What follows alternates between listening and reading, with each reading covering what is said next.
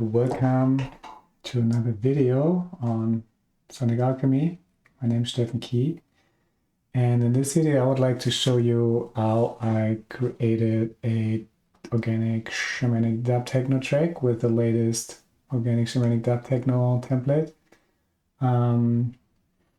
So here you can see in session view, right? Those are the scenes that we already have. You can see I already duplicated the bass drum and the sub, why you will see in a bit, but if you have the template you will just see like one bass drum and one sub channel. And then we have all the percussions, right? The percussion effects, which I also duplicated, and I duplicated the tops quite a bit. So if you get the template, you might be wondering, oh, why there's so many channels? It's just because I wanted to play a bunch of different samples from the top section, but you can only play one clip per audio channel, so I had to duplicate a couple of them. Same for the chords here, and same for the effects one. So my project looks a bit different than the original template. However, the sounds are the same. I just duplicated the channels also for mixing reasons. Because if I have all the same sounds in the same channel and then I EQ one channel, then all the sounds are being affected, and I don't want that. That's why I also always duplicate or like create a new track or channel for each sound so that they can be treated individually, right? So, and then here on the main section, I have color coded my favorites already, like this, the scenes that I liked, right? And then I started to pick the sounds that I liked, and I started to create my own selection. As you can see, like the bass drum is from Silva, the sub is from Buho, the percussion is from Coyote, this one is from Chalk. So I was just jamming in session view, and then at some point I was deciding to create the arrangement. So if I go out of here, out of the arrangement, and then I will go play some of the loops. So just the bass drum here, and then the sub, right, and then the percussions. So I was just thinking like which sounds work well together.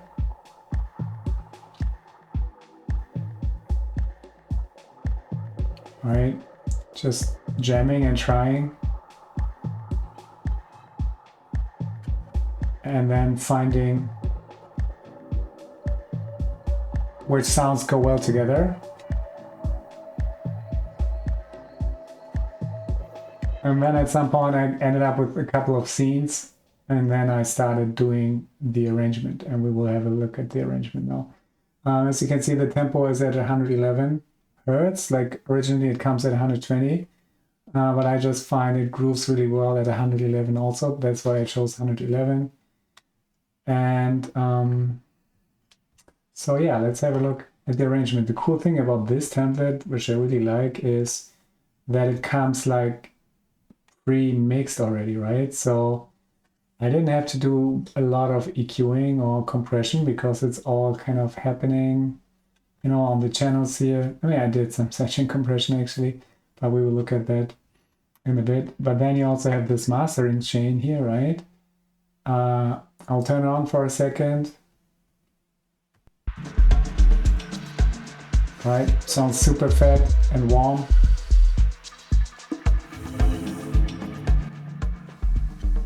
But now for the video I will turn it off, the master chain, because I think it matches better with the volume of the voice. Like, we can listen to the track mastered at the end of the video. For now I leave the master chain off, and this is the chain that the template comes with. So the idea is it's ready to go out of the box, and it was a lot of fun, creating this track because I didn't have to worry too much about mixing, and I could just focus on arranging and building the track. So usually, I have an intro of like 16 bars here. As you can see, there's the locators, right? So let's go through the track and have a listen. And then we look at the individual elements, right? So what is going on in the intro is we have this effect sound here. If I solo this, this is how it sounds, right? Then we have this one as well, and then the pad with the birds here, and then some transition sounds. And then also this chord is coming in, right? And then all of this together sounds like, so we're just fading in, using some atmospheric and transition sounds. You can see if there's some automation going on. Not too much at the moment, except on the chords we have a slow filter automation modulating the filter here of the high cut, like here, so that it gets brighter over time. Oh yeah, and I have this breakbeat here, which I really like. Alright, so I'm going to loop this section here. And what I did is I did move the kicks around. You can see like the original bass drum is more like a traditional 4 to the floor pattern. But what I did here was I was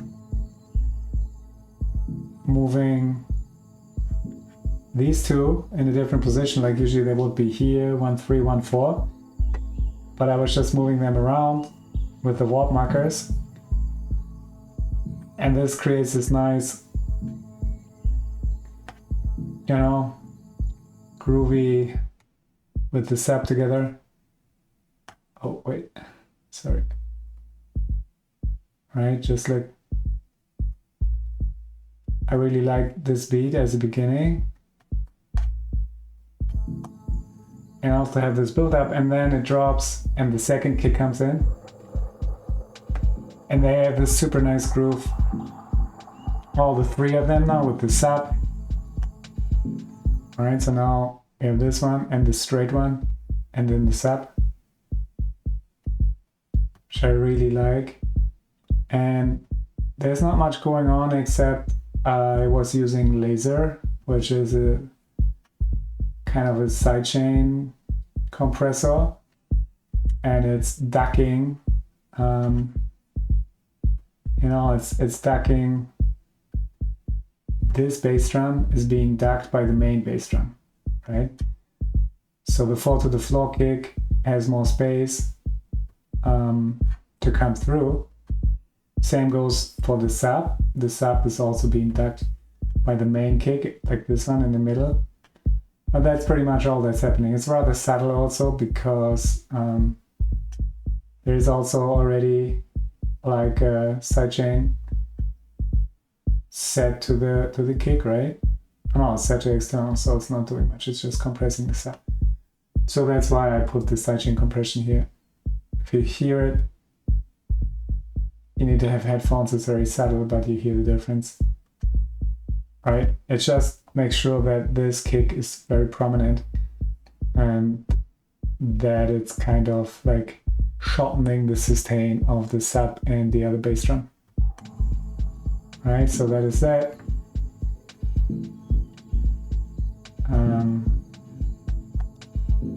And then what we have here is some top percussions coming in. All right, the tops from HP. There is no automation happening. Pretty much as it is. I just rolled off some of the highs here with the filter, right? Sorry, that's a filter delay, but here with the high cut. So if I go like all the way, it's super bright. I didn't like that so much, so I just turned that back. That's a good setting for me here. 6,300 kilohertz. I mean, 6.3 kilohertz. I like it's a bit warmer, and there's not much happening on the delay right now. There's just a bit of reverb, right, to make it a bit more atmospheric. And that's it. And this is a dub effects rack that comes with the template.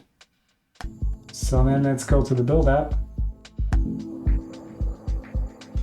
So now the track is building up momentum. There's a lot going on. Let's listen to the whole section here.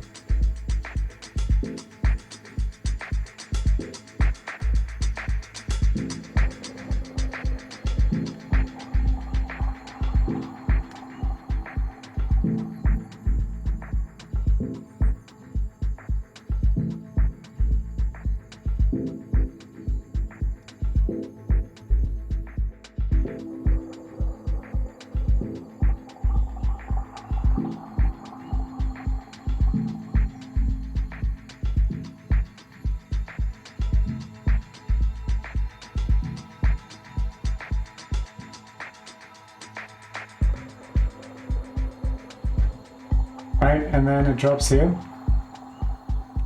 So what is happening here? A bunch of things. So first of all, I want to show you the main thing here is the tops, and I chopped them up a little bit. And I also automated, like I put a utility here to have the gain. So you see it's quite significantly increasing in volume. So it's like rising, having a peak, and then it's falling again, and then it's rising again. And I really like that. That was kind of like by accident, more or less. Like I just had the push and I was like trying, to find a good level. And I'm like, oh, that actually sounds nice if it's raising in volume. Maybe I should automate that.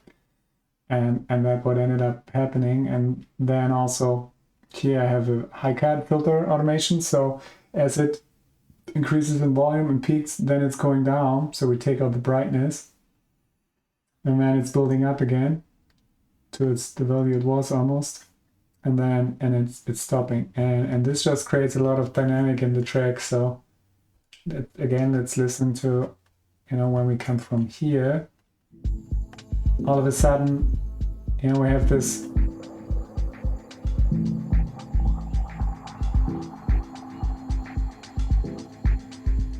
this really creates a lot of dynamic and movement.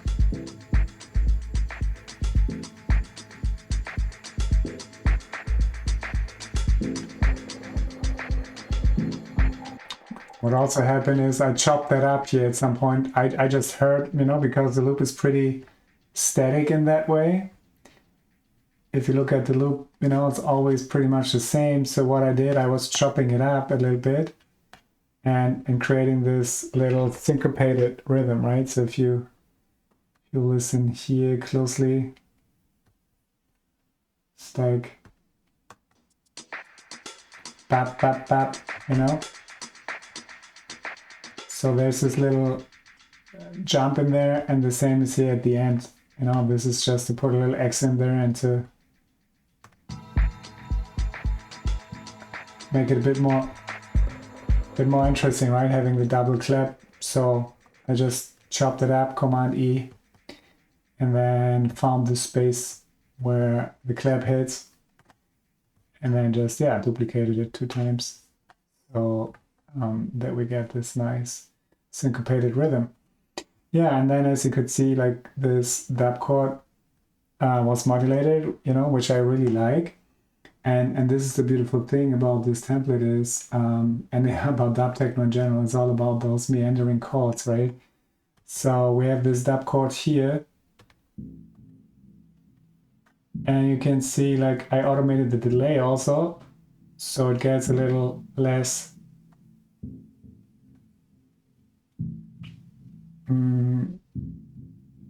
blurry in that way, because at the beginning it's pretty blurry, right? Also with the filter. So first the delay goes down, which means it becomes more in the center, and then slowly the filter is opening up, right? And I really encourage you to play around, with the filter settings and create nice modulations and automations with that. And I have the filter frequency here pretty much at a low mid bandpass, right?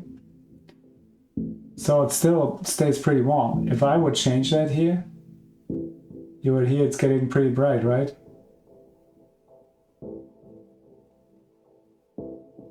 But I wanted it to be rather warm, so I just left it here.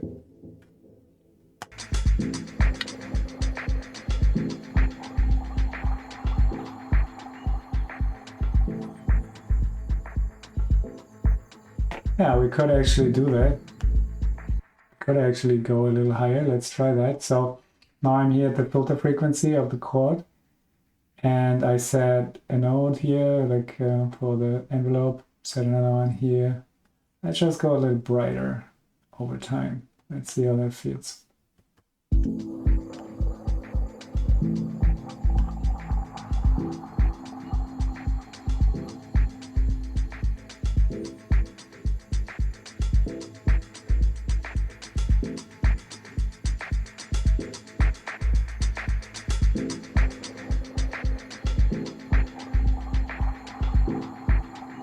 Yeah, it's actually quite nice.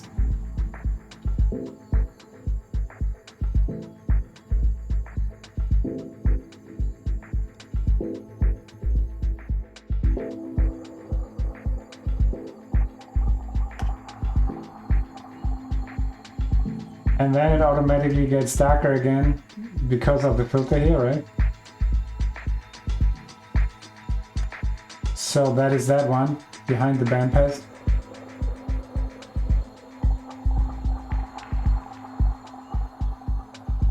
So we have kind of lost it here, which is good because we have space here and we want to go to the break.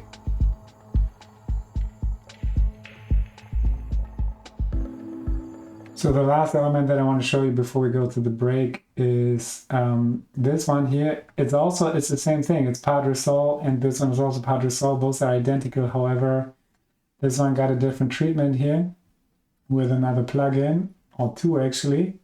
So let's just have a listen to that on solo. Just gonna loop this section here. I'm gonna solo it. Just wanted to give it a little bit more flavor. So I might have also, oh yeah, I set it to repitch. So if you set it to repitch, right, it was originally at 120. So if I go to 120, this is how it originally sounded, right? But because I set the watt mode to repitch and I played it at 111, it's pitching it down, right? So that's the first thing that happens, it's pitching it down. And then I have the transit plugin here from Andrew Wong with a preset called Drums Dotted Groove. And the mix is pretty high, but it's also automated, I think with an LFO, or is it? No, it's just automated like this. If I go in here,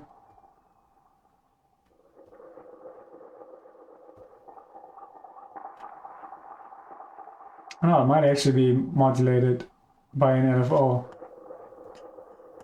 Oh yeah, it is. Here it is. So this LFO is actually modulating the global mix here. So as you can hear, it's slightly changing the joyrette here, right? So it's going quite a bit from, like, you know, like this is like no, right? And this is like full. And if we go back to the automation,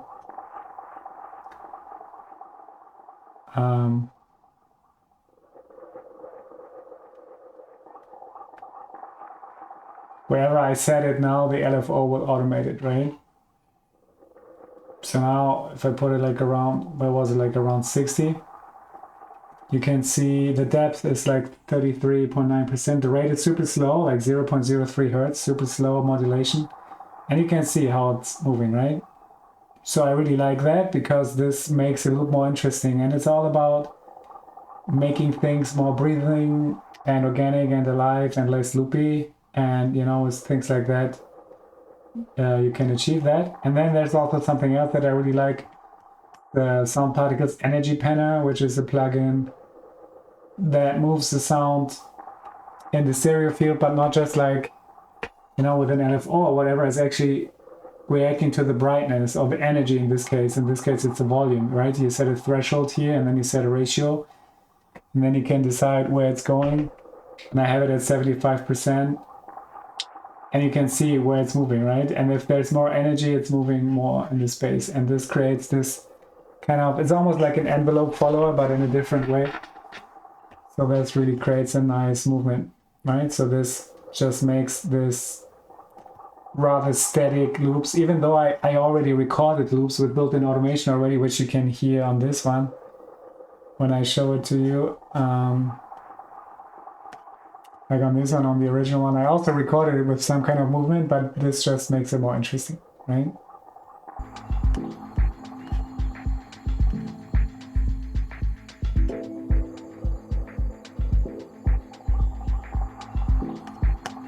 Yeah, and then we get into the break.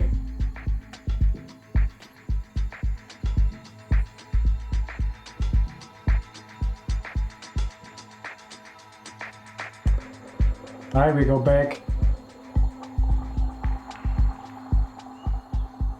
Building down a little bit, like this powerful percussion stops. We have this one now. Right? And this one also has the transit, but it's off. And the energy panel is also off. So this is just like normal and clean. And then we have this new pad fading in, and this one as well. You know, and if you know me, if you've watched my other videos, you know that I like, after the break, you know, I want the track to go into a new direction. So I always have a B section. I never continue the track the way that it started. I kind of think it's boring, and I see it more like a journey or like a ceremony. And if we have arrived somewhere, like this is kind of like a little checkpoint on the journey, you could say, you know, where we take a little breather, we just, you know, like integrate and get centered, and then we continue on the next journey, which is then the drop, and then it goes into a new direction. And let's just look at the elements that are coming in here. So, and this is this beautiful pad here, the Palo Santo chord pad. It's coming in.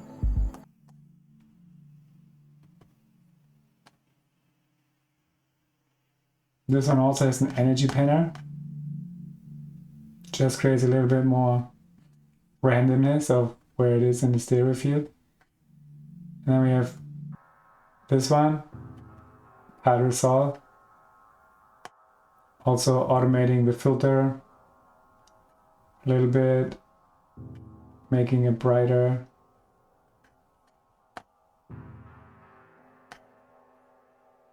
And then, oh yeah, we have this one, which I really like. And this one has one of my favorite plugins on it, like Beam. I really like Beam in all the instances. This is a Beam comes as a full version where it has all the engines in there, the granular, the filter, the reverb, and all that stuff, the delay. But this one is just a grains unit, right? So if I go to my effects here, you can see I have the Beam grains, haze, and space, and all that stuff. But this is just the grains. And it's just like adding, you see, like it's adding some little pitched grains on top. So this is set to up, zigzag, and then it's just pitching it on top a little bit. So you get this extra fluttery texture, right? If I turn that off, it's just like this, which is nice. But this one makes it also move a little bit.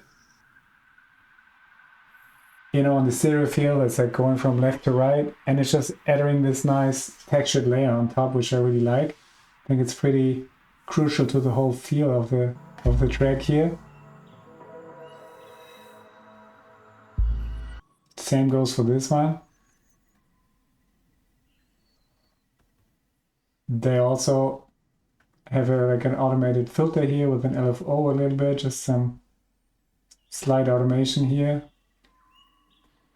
making it a little brighter, a little darker. And then we also have the grains here. Same thing.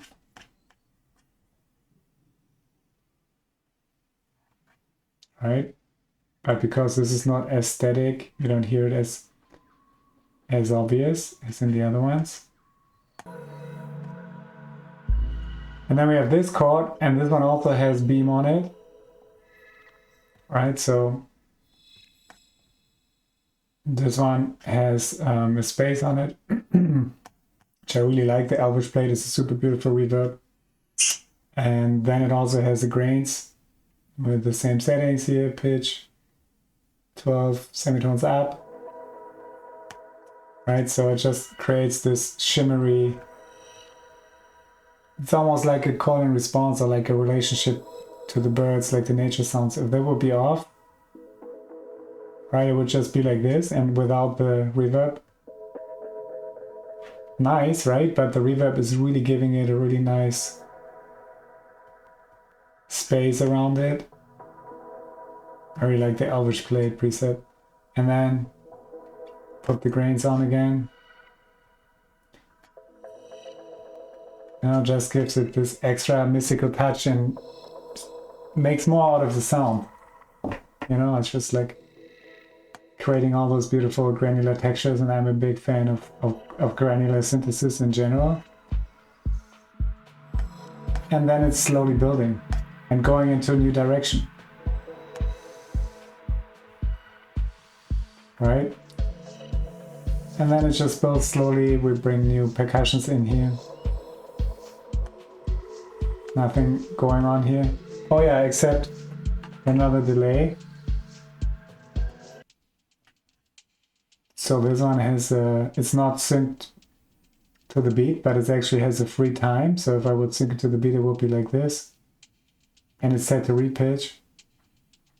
Alright, and it's not much, it's like a little bit dry wet here, 24, and a little bit of feedback. It just creates a little bit more. It's set to ping pong also, so it's just creating this little bit of width to turn it off. It's like this, right? It's just a little bit more texturized and a little wider with that. Just going a little bit of left and right, I really like that.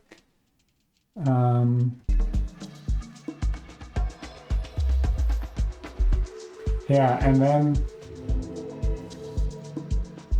we have this one, which I really like, really nice congas. New sub bass, which changes the groove. It's still the same kick, but a different sub bass.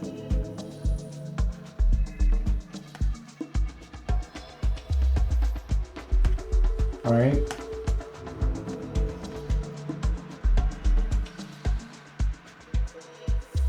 And here we have a little bit of filter automation, but actually not really. Looks like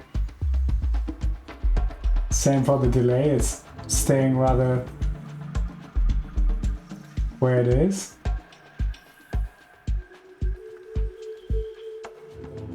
I guess we could play around with it a little bit.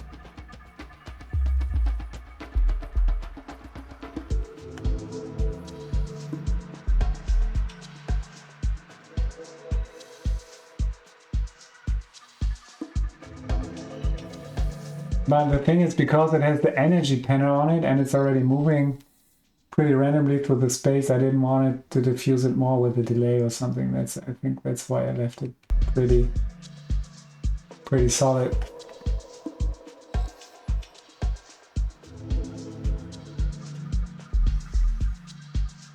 Yeah, then we have a little mini break here.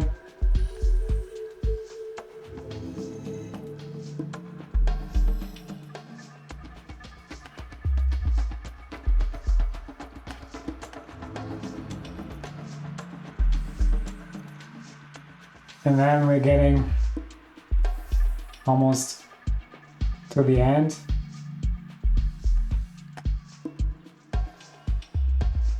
Coming to a DJ friendly outro. So it's not too much going on.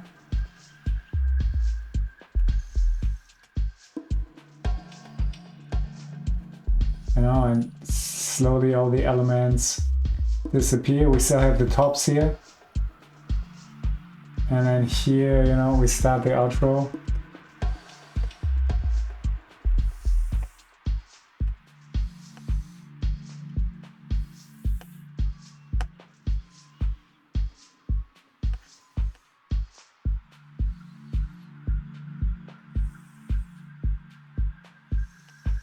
and just everything slowly fades out. We still have this nice flaring sounds from the grains from bean.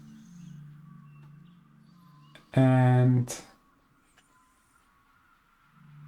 yeah, and then everything just slowly fades out. And that's it. Like, how long is that? Like almost 7 minutes at 111. Yeah, all these sounds are from the template. And of course, you can use other sounds as well. The concept would be pretty much the same. I try to keep it rather simple and focus more on the atmospheres while at the same time maintaining a good groove, which really helped with, like the kick and the sap, and then also organic percussions, but also like top percussions. And yeah, it was a lot of fun. It was relatively quick and easy. Once I had the sounds, I was just following the flow, and I have my structure that I know that after 64 bars there's the break, and then at some point there's the drop, and I know I want to have a B section, and yeah, and things just flowed from there. I was just taking always the sounds from here, looping sections and seeing which ones work together. Sometimes just taking things out, as you could see here, was too much, so I just deactivated it. And yeah, now let's listen to the full track with the master.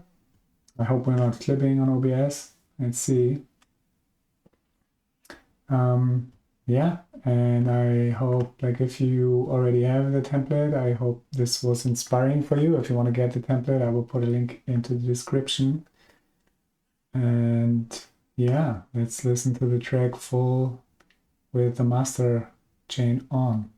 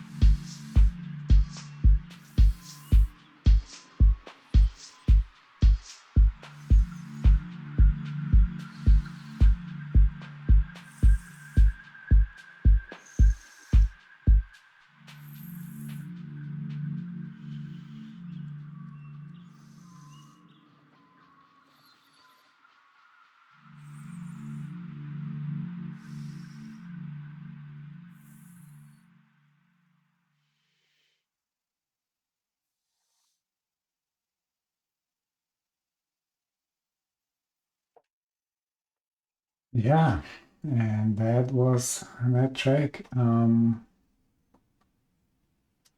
Yeah, thank you. Thank you for watching.